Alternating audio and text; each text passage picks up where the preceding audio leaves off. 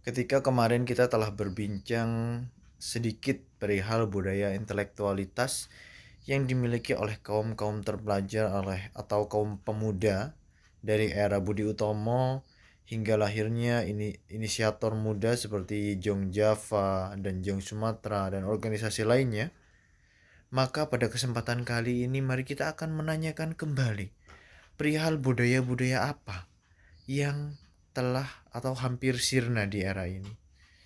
Seperti halnya kalau kita lihat sih di era zaman modern seperti ini, budaya yang paling sulit itu atau jarang sekarang terjadi terutama di kota itu adalah budaya bertetangga. Benarkah budaya bertetangga itu masih ada? Apa manfaat dari budaya bertetangga dan bagaimana cara bertetangga? Mungkin pertanyaan-pertanyaan seperti itu yang muncul dalam benak kita. Seperti biasa, setiap pertanyaan yang Anda berikan maka akan terjawab melalui channel Pusat Lumbung ini. Oke, teman-teman, ketika kita berbincang perihal budaya bertetangga, maka kita juga akan melihat bahwa kita sebagai makhluk sosial butuh akan individu lain atau makhluk lain.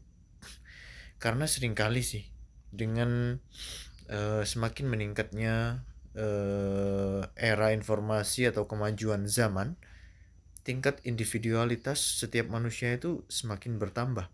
Mereka seringkali hidup dengan batas-batas yang mereka buat, yaitu dengan batas individu.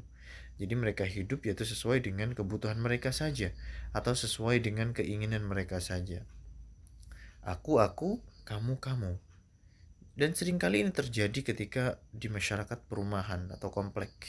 Jadi mereka jarang sekali tahu antar tetangganya, nama tetangganya siapa, orang yang memiliki rumah di depan rumahnya atau di samping rumahnya, di kiri rumahnya, itu seringkali berkurang. Adab bertetangga atau budaya bertetangga ini seringkali sekarang sudah mulai hilang.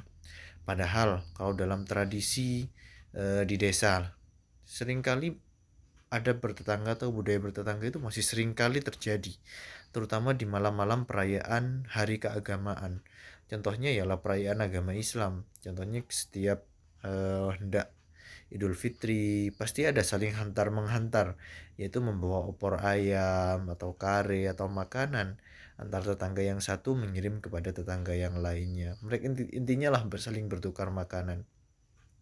Selain itu ada juga Maulid Nabi, mereka berkumpul dalam satu tempat merayakan hari kelahiran Nabi Muhammad, bertemu dengan tetangga-tetangga, saling bertukar apa ya namanya, berkat berkat lah kalau kami menyebutnya itu, atau bingkisan yang mereka buat. Inilah budaya-budaya yang sudah mulai hilang. Padahal manfaat dari bertetangga itu adalah menunjukkan bahwa kita merupakan homo, bukan hanya homo ludens, tetapi juga makhluk yang hidupnya bersosial. Kita butuh akan orang lain dan kita butuh untuk sharing, untuk berdiskusi atau sekedar menyapa tetangga kita, membuat keakraban, saling membantu dan saling membagi kasih dan juga cinta.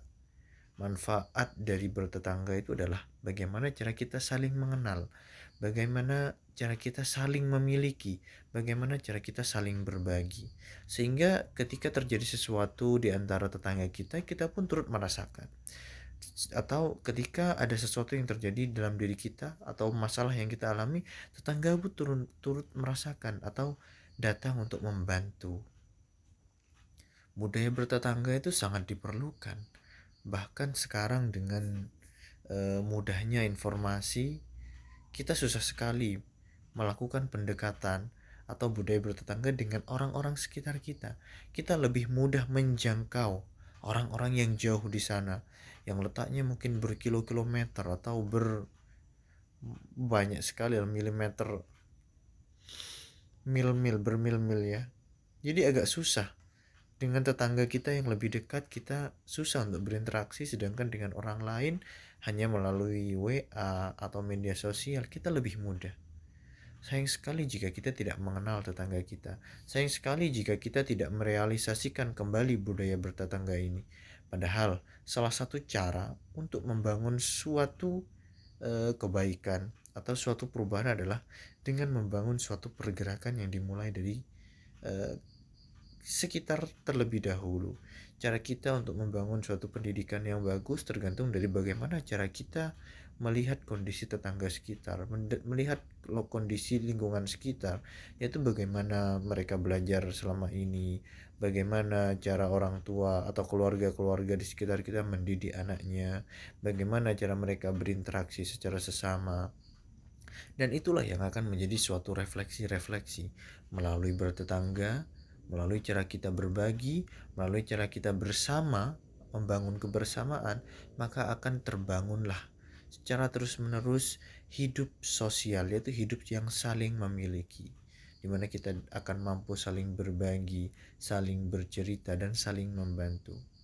Kehidupan ini memang perlu terus diberikan keberlanjutan agar kebaikan-kebaikan seperti ini terus hidup, agar kita saling mengetahui sesama, agar kita tidak hidup dengan egoisitas yang sangat tinggi. Teman-teman, jika ada pertanyaan lebih lanjut silahkan bertanyalah. Kehidupan bertetangga itu sangat baik dan sangat diperlukan. Cobalah bangun hidup bertetangga mulai saat ini. Salam channel Pusat Lumbung.